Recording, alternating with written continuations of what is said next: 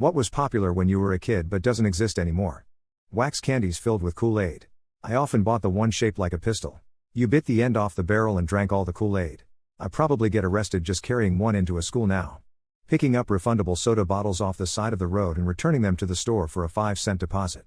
5 bottles equals 25 cents equals a couple of kits, 4 individually wrapped pieces of taffy, a couple of penny packs of malted milk balls. A few of those brightly colored straws chock full of sugar Kool-Aid and maybe even a few mini Tootsie Rolls. Because they were long-lasting. Not exactly a kid but teenagers those Snapple, I think, drink line that had cool bottles and various elements on them for the front design and I loved them and had a collection of the empty bottles cause the art was pretty. Cap guns.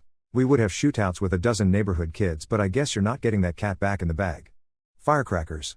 Well they still exist but 12 years olds can't buy them from the milk bar and run amok on the Queen's birthday weekend. Blowing up letterboxes and starting grass fires whilst blasting ball shooters into your best mate's back. As the parents drank beer and Bacardi. Smoked Camel no filters watching the back fence burn. Ah, the good old days before Nanny came home. Milk bar, the Australian equivalent to a small convenience store or corner shop. Spider fights. It used to become a trend when I was a kid.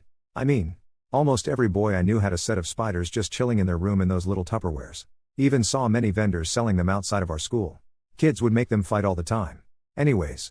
The schools put a ban on them because of how unethical they were towards the well-being of students. And eventually, they died out. What job/career would you have if your mental health hadn't gotten in the way? I would have done something in STEM. I always thought I'd want to be in medicine. My cousin's in school to be a physician's assistant and I think I could have done that. Journalism. It was what I initially majored in school but I dropped out because, well at the time I thought I was just a fuck up. But looking back I was in the throes of a heavy depression and hadn't realized it yet. When I went back to school later I thought journalism would be an impractical choice. It probably would have been. But I still regret it sometimes. I always wanted to be a vet because I adore animals and I've always wanted to put my grain of rice to help them out. But depression from abusive family members and school bullying didn't give me the energy I needed to pursue my dreams. All the pills prescribed lead me to have other illnesses so I still help animals by donating money to local organizations. I really wanted to be a dermatologist. I have a bachelor's of science and took medical aesthetics and I now work in dermatology clinic which is close to what I wanted but not quite. I have learned a lot about dermatology and skin diseases/conditions. I consider applying for med school all the time now that I'm much more stable and secure. It's just a lot of work. I wanted to work in fashion. I started the application process at Fit in NYC. I was enrolled in junior college at the time and started having really bad panic attacks.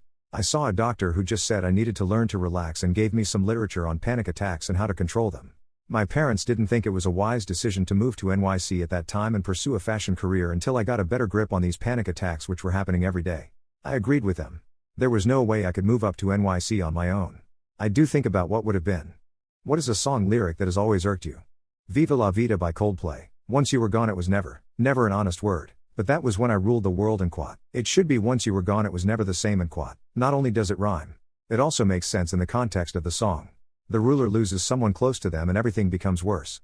When the rain washes you clean you'll know. So there is this thing in music called proper declamation of text. Doing it right means the words have natural emphasis when sung. Not to say you can't deviate from the norm. But it should be a conscious, artful choice. I've never felt like the huge emphasis on the second syllable of washes, sudden leap in the melody. Also meter-wise on a weak pulse. She says on a strong pulse, was artful. More like forcing the lyric to the repeated melody. It actually makes it hard to tell what the hell the lyric is. I'm honestly surprised at the number of comments with complaints about poor grammar in song lyrics. As if A, there's no such thing as creative license in songwriting. And B, all songwriters are honors level English grads.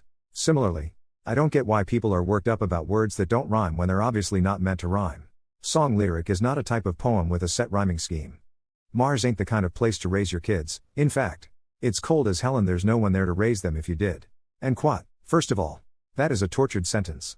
Second, what, if I tried to raise my kinds on Mars? Then by definition, someone would be there to raise them. Also, you are the one who suggested this hypothetical. Mr. John, don't act like I'm foolish for failing to consider the temperature and population. What is something unrealistic that you often see in movies that annoys the hell out of you? Not leaving or at the very least calling the cops when they find anything horror related and still have the opportunity to escape. Seriously, if I find anything seemingly done by a person in the middle of a forest I'm gonna go fuck this shit out. Find a perfectly decapitated raccoon with its head hung above the corpse? Fuck this shit out.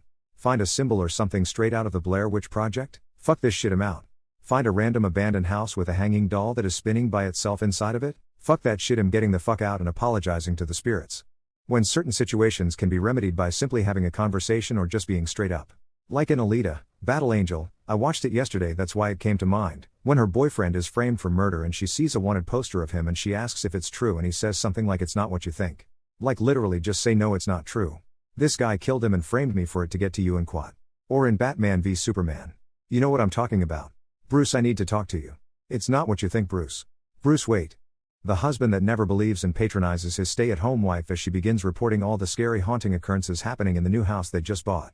W. An old man climbed out of a grandfather clock and chased me. And quat. H. Babe.